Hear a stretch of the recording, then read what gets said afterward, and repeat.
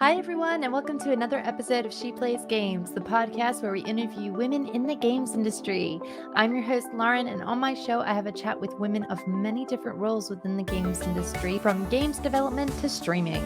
My goal is to give visibility to the many women in games who already have successful careers, but maybe don't get the spotlight that they deserve. I also hope that any of you listening believes that there is a place for you too in the games industry. Now, this show wouldn't be where it is without some support, so I want to give a big shout out to all my Patreon supporters. So big thank you to Jean Leggett, Lukas, Priscila, and Matheus Diamantino for choosing to support the show on Patreon.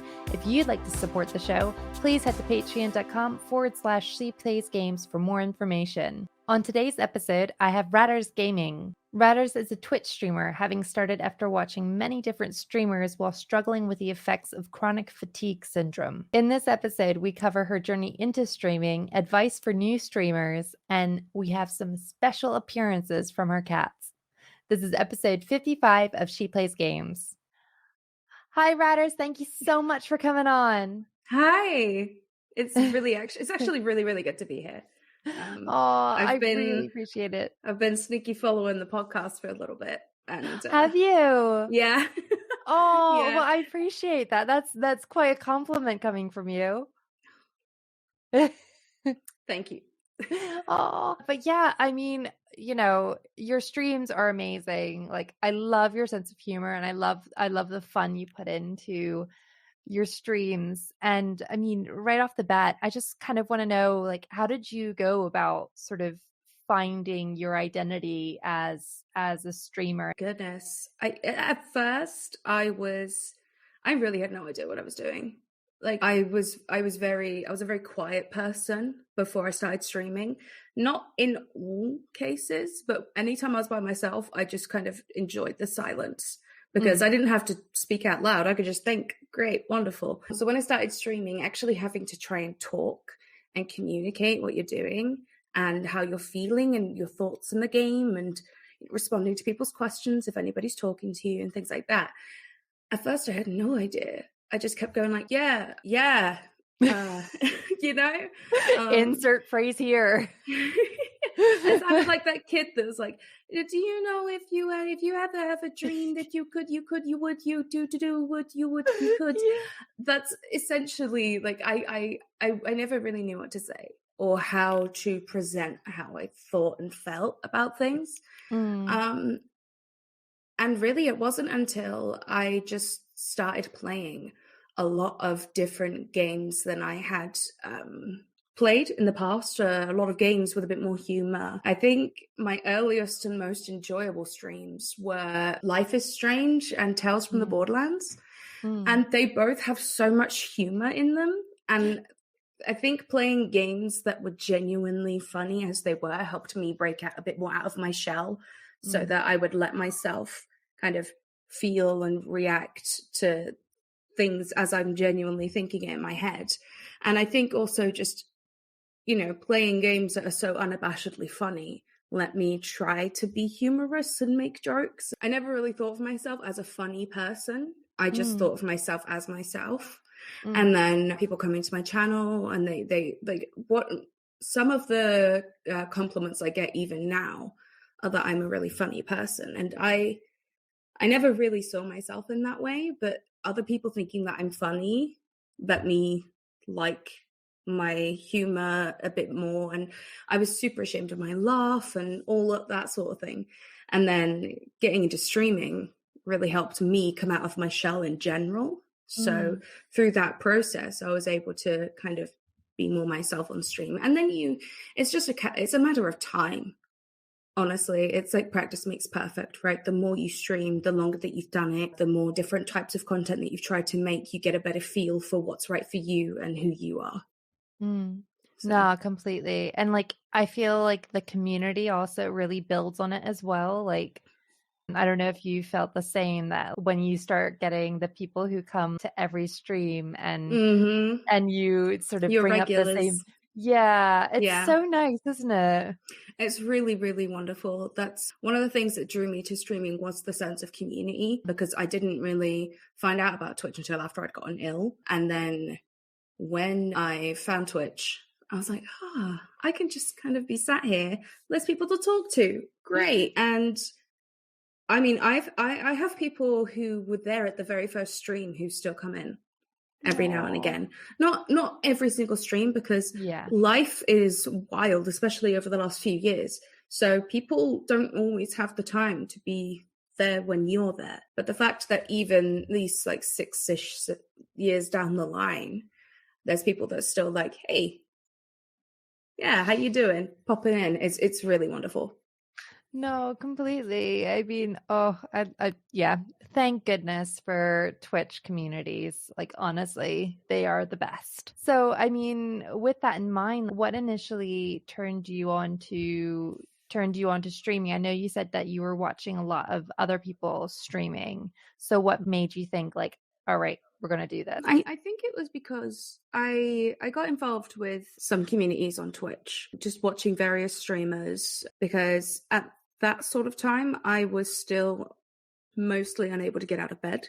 So I was watching a lot of just different people streaming. I tended to gravitate more towards the ones that talk to their chat a bit more, less of the show streamers and more of the community-based streamers, which both are completely valid, but just I needed a community-based place to be in that time. And one day I was just sat playing some games on my like very old beat up computer, and I was thinking, like, if my computer can handle this, like, I'm playing games now anyway, why don't I just stream? And that was it. Why don't I show people? Yeah, I was like, why not? Because if my computer can still do it and it doesn't affect the game, all I'm doing is sitting here anyway, I could probably find a way to be able to talk during that. I'm sure it wouldn't be too bad. It won't be too tiring. No, completely. Although it is 6 years down the line, I'm like, oh, girl, you're so wrong. Yeah, it is. It's surprisingly really tiring. Like, you know, it's it's work. It's work. Yeah, the first time my boyfriend joined one of my streams, we were playing a game together, just a silly co-op game. And afterwards he was like, I have no idea how you do it. How do you look at chat, but then also do this and then talk? And I'm just like, listen. Many years of getting it wrong. Yeah. And having to actually learn how to pay attention to all these various things.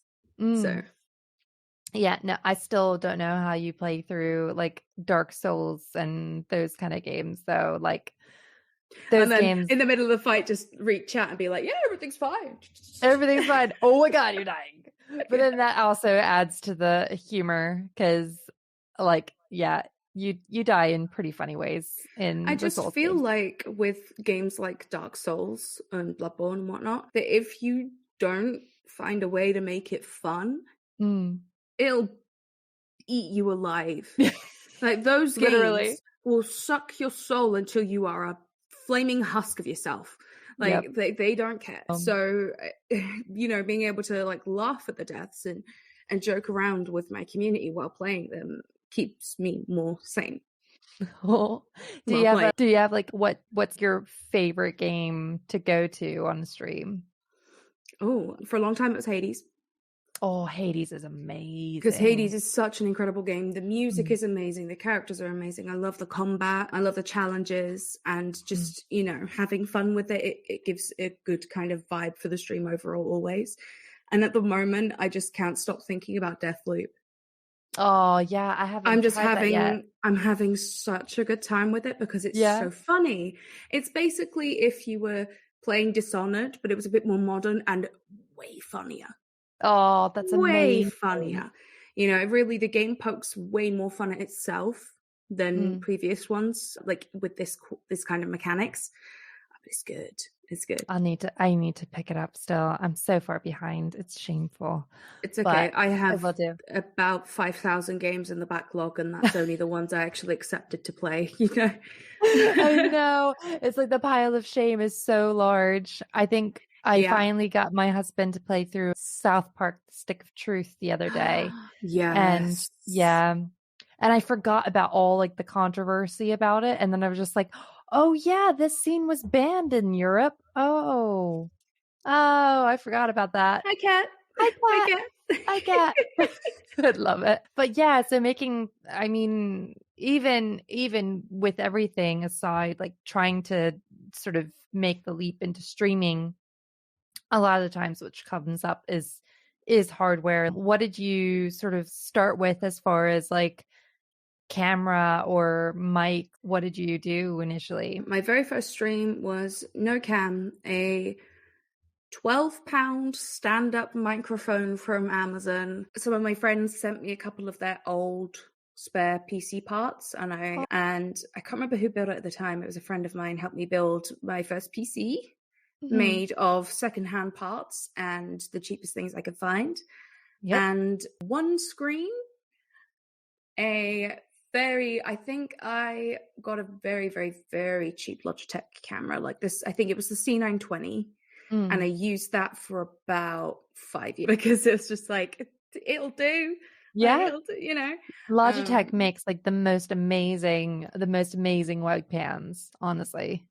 I'm on like the cameras are really good for what they are, you know, and especially for the price and just how easy they are to use and everything. And, you know, lighting is the bane of every camera's existence. So if you haven't got good lighting, your camera can't do any work. So it did really well considering the fact that I had piss poor lighting for a long time. It was just cheap things thrown together that ran well enough that I could play the majority of games on low or medium and still stream them.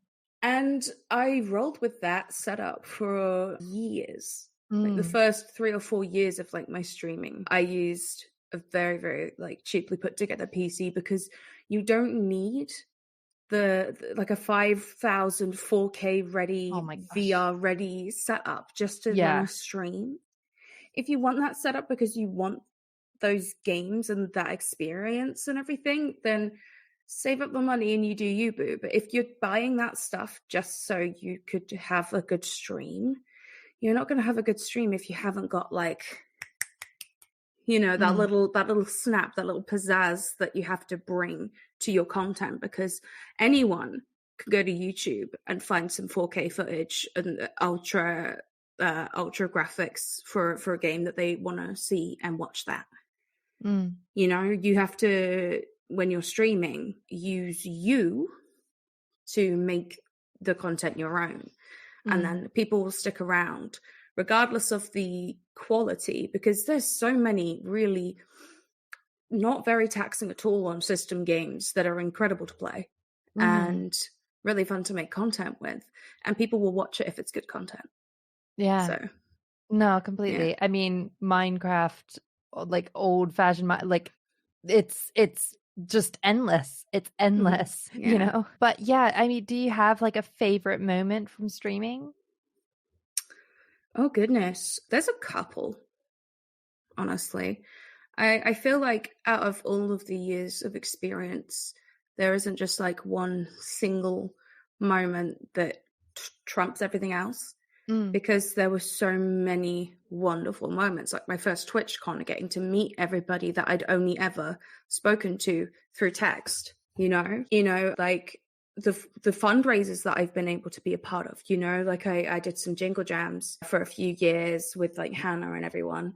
And it was the atmosphere of fundraising is always such a really, really like heartwarming one. And so all of those experiences were always really, really nice. I got invited to Hollywood by 2K for the Borderlands 3 reveal. I still have the wipe that had my name written on it and the woman holding it to show for me back. Yeah. She gave me it and she like drew little cute things over it. And it was so wonderful. And they were so great about it because, you know, I said to them, like, I'll need a wheelchair or this or that. Like, I can't do, you know, the room needs to be disability access so I can actually use the shower and things. And they were just like, yeah, okay, cool, we'll sort it. And I had a disability access room. I had a helper for the few days that we were there. They rented me a scooter. I had my own little party bus to take me to places because I couldn't walk to them. Oh, I love it. They were so great about it. Nice. It was so wonderful. And it was such a great experience to see a lot of people that I already knew and was friends with, but also to meet so many new people. and also to get that level of care from a company when they could have just gone, you know what, that's a lot of work. Let's just pick someone a bit easier to bring along for this trip. Yeah. You know? And so, yeah. Oh, that's so and also nice. going to St. Jude Children's Research Hospital, I got invited. Oh, goodness. The years all blend together since this panorama. I think it was 2018, maybe 2017.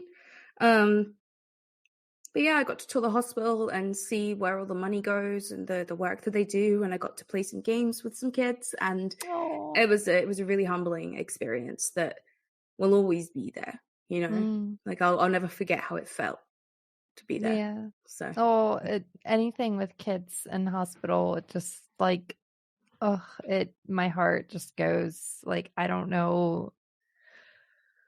Oh, dealing with that just makes me, it just makes me get all like flared up and like weepy, you know, like I just, I love them so much. And yeah, it's just that thing where you just are like this is, they are still like dealing with so much, and they're so young. Like it's just, but yeah, no, that must have been amazing. But I mean, on that as well, with chronic fatigue syndrome, I mean, games have provided such a lovely way for people who are suffering from disabilities to support themselves mentally, socially, and possibly even physically as well at times. What have games meant to you?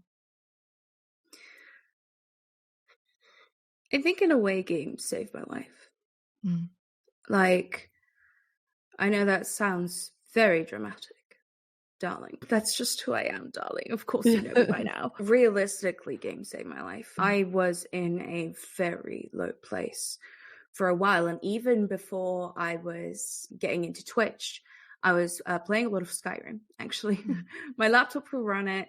There was a lot of content. I was having a great time trying to escape the fact that I couldn't function, because I would basically have my laptop set up in my bed. I would be lying down like this, just going, oh, bless you know, you.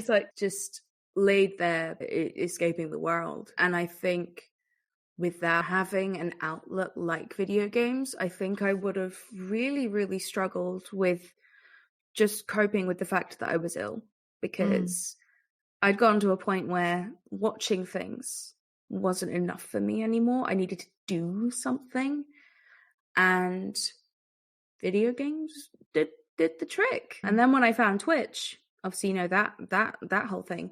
Oh my god, flies, go away, I don't care. Yeah, video games mean a lot. And I know that's kind of like, but it's the truth. So no, I think it's so true. I mean, there's so much that, like, I think people take for granted with games, the fact that they give you something to just move and just cope and ignore, or maybe not ignore, but be able to drown out the sound of something that's you're struggling with. Yeah. You know? I found that video games have given me the opportunity to experience stories in a way that I never would have been able to experience them, you know, because, okay, yeah, sometimes video games, you know, you jump off a cliff and you sprout wings and you fly away. Like, yeah, okay, maybe not that, but just having the experiences of, you know, like going to gigs or going on a nice walk in nature and other sort of silly, really mundane things that people think, oh, oof. Like, I want to live that a little bit sometimes. I want to live some of that dull. So when you find a really good story that's not 100% of the time, go, go, go, go, go, go, go, go, go, and there are moments of calm and humanity and tenderness, getting to experience those as well as all the other versions of escapism, it was really nice to have, and it helped keep me a little less cynical, a little more still in touch with, you know, humanity as in general, because it's very hard to keep I think it's very hard to be able to continue to focus on the needs of others when you're so overwhelmed with your own. So having those experiences helps keep you kind of grounded and in check a little bit. Completely. Yeah, it's the whole oxygen on you first and then oxygen on someone else. Yeah. No, completely. And I mean, with that in mind as well, I know you said that you got into games when you're about, I think it was 3 because of your brother. I think I can't remember for sure because my brother, I think it was 2 or 3. It was around that sort of age because I had an older brother and he wanted to games console and I wanted to play as well. So I would have the second controller. But yeah, we played games from a very young age. What games did you play? A lot of, there was a game called Total Driver that we played. I think it came out in 1997, so I'd be about 4. I remember that one. Me and my brother used to split screen race a lot of cars. There was like the Crash Bandicoot games, Crash Team Racing, So good. Spyro, Echo the Dolphin, Mario, Sonic. Sonic was a big one. We had a lot of Sonic in the house. Yeah, a lot of the more well-known games. Also, some games that I can Tomba or Tombi, I think it's called in some locations. You're like this little caveman guy, and you get the big pigs and you throw them around. And a great, wonderful game. Love. I have to look that one up. I don't know if I like. It's so weird with that generation that like the more obscure games, everybody has a different obscure game background when it comes to like the Genesis era.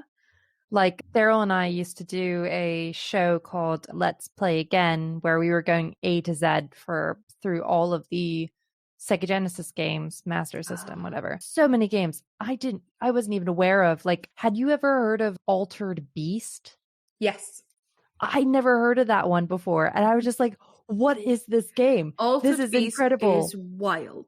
It is incredible. It's just like, and we quote it like all the time. We just go power up or welcome to your doom. Typically when the girls are freaking out, we say we are in doom. But it's like, it's so interesting, like that nobody kind of has the same path with the Sega Genesis era. I don't know why. I think a lot of games back then was very heavily region locked. A lot of games would only release in the EU or only release in Japan or only USA.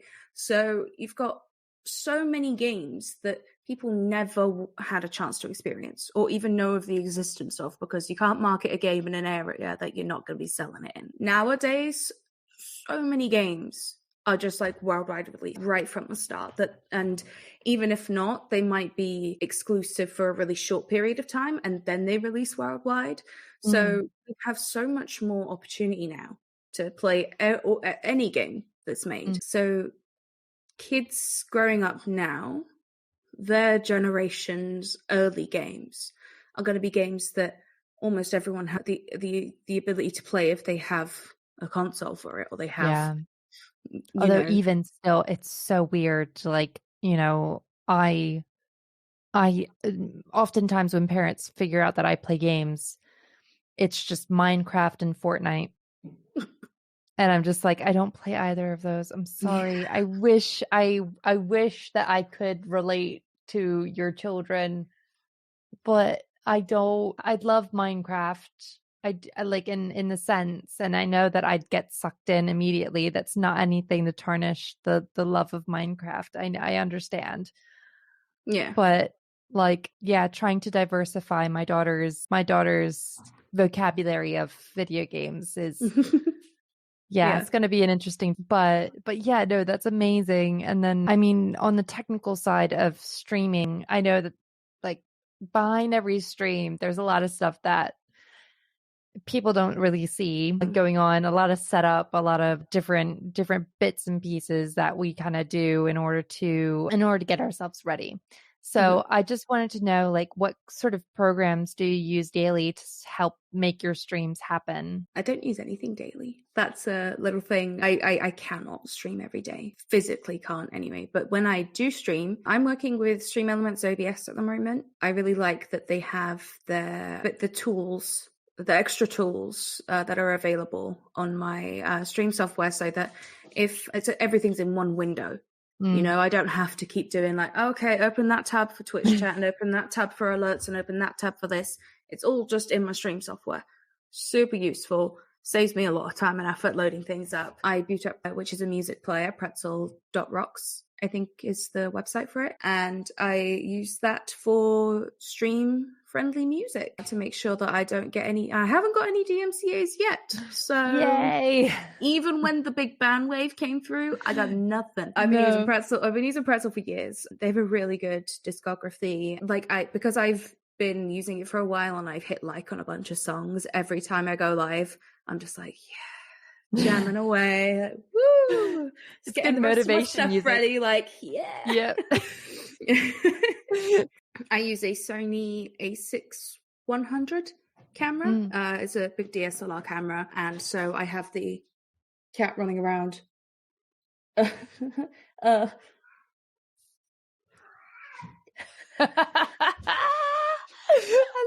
it.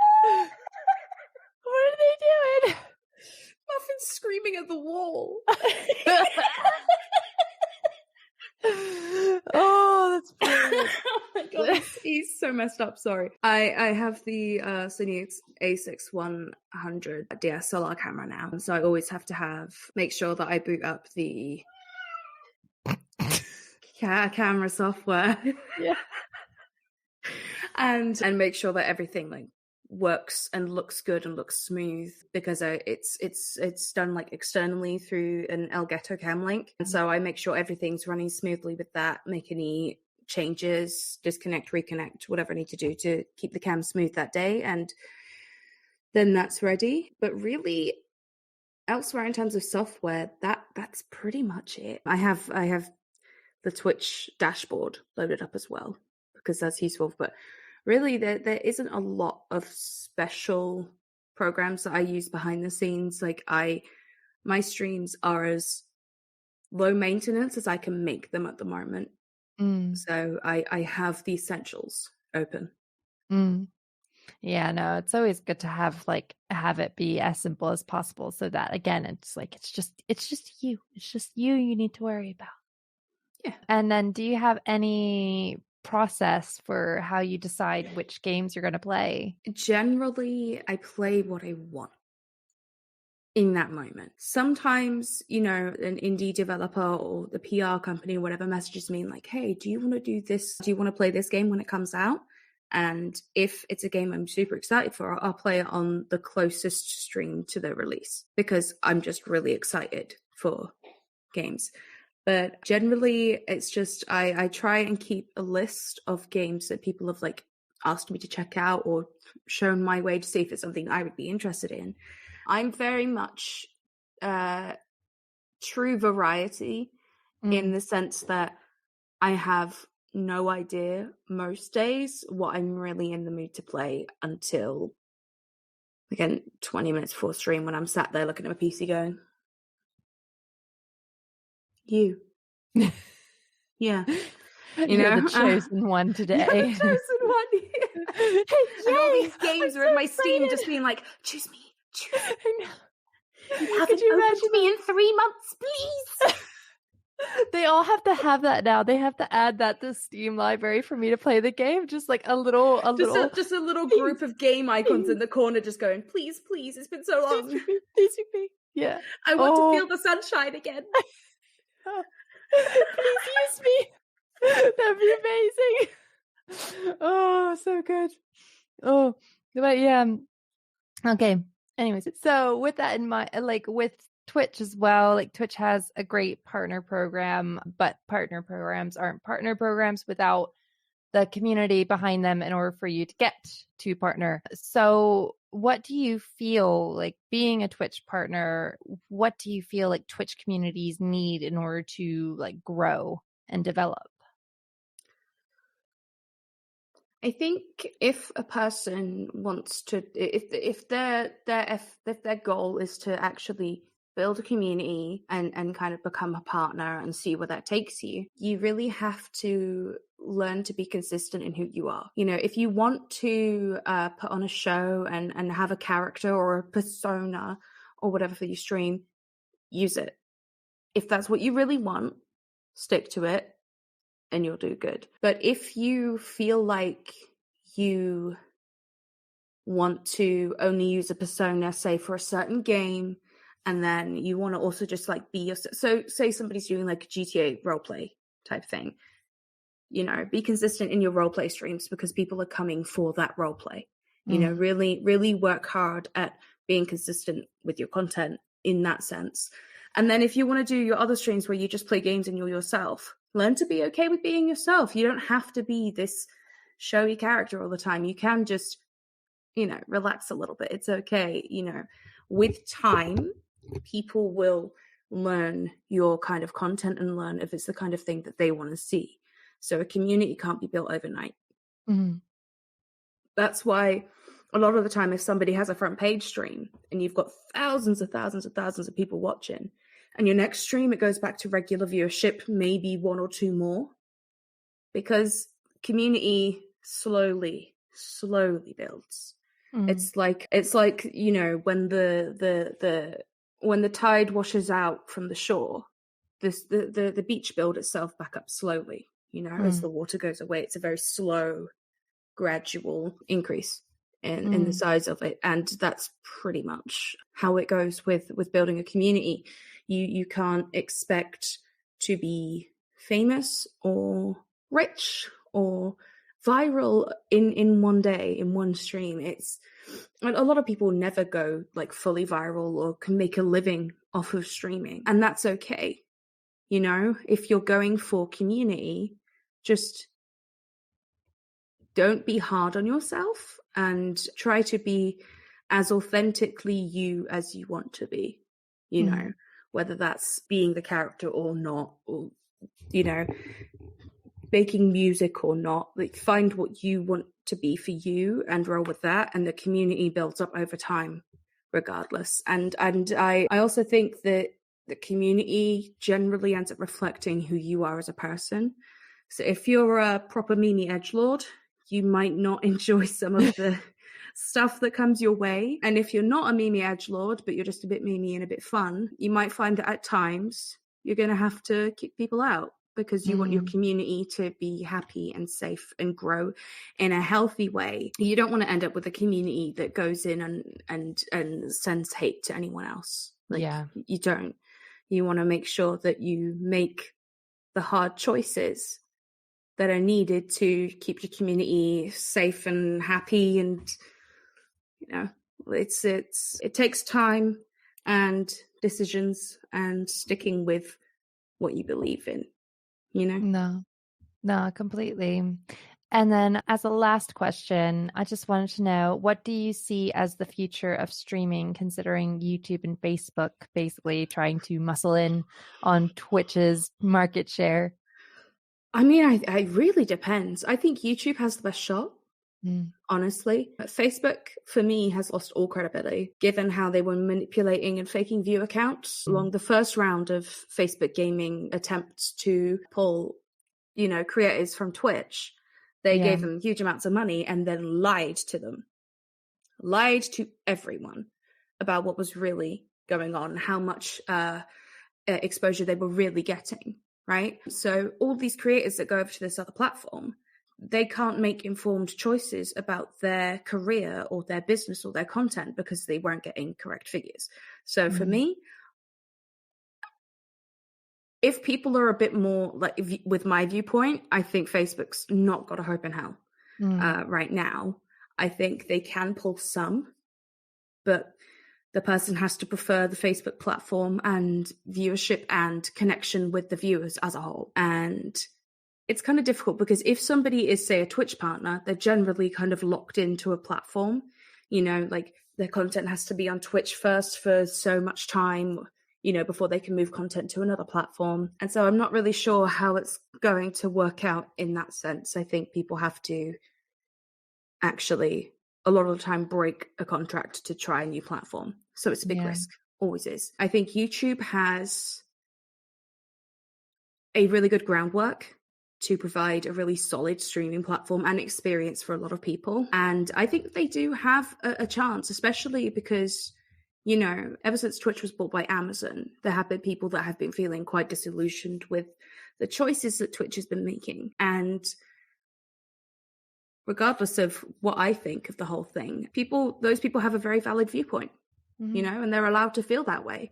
But they may also feel that all of these platforms that are the contenders at the moment for streaming platforms all end up with the same issue, you know, of being very profit first, creator last sort of situation, you know. And unfortunately, I think that's always going to be the case. And we just have to keep fighting for making sure that correct decisions are being made, that the creators and viewers aren't getting completely thrown under the bus to, you know, protect an image or a business decision. Like, I think that in the long run, whichever platform can keep their creators on the platform will be the platform that wins, you know. And sometimes a big bad decision gets made and then people are like, you know what, nah, I'm done, I'm out.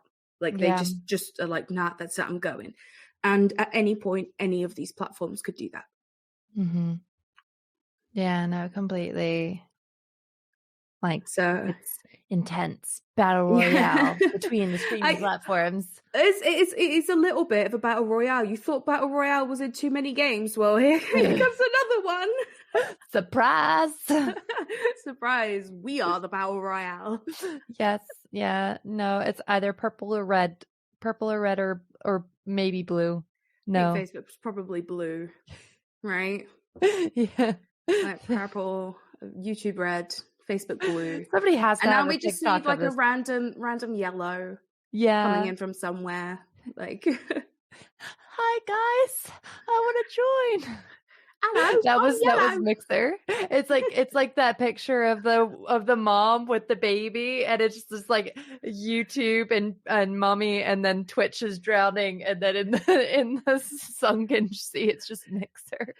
Oh, this is so sad. Oh, unfortunately, kind of true. Yeah. Thank you so much for coming on the show, and it's been so amazing to speak with you and having me and the cats. Yes. They have really enjoyed their time here, except for just now. So. Oh, bless them. It's okay. We've enjoyed having them too, of course. Good. I'm glad.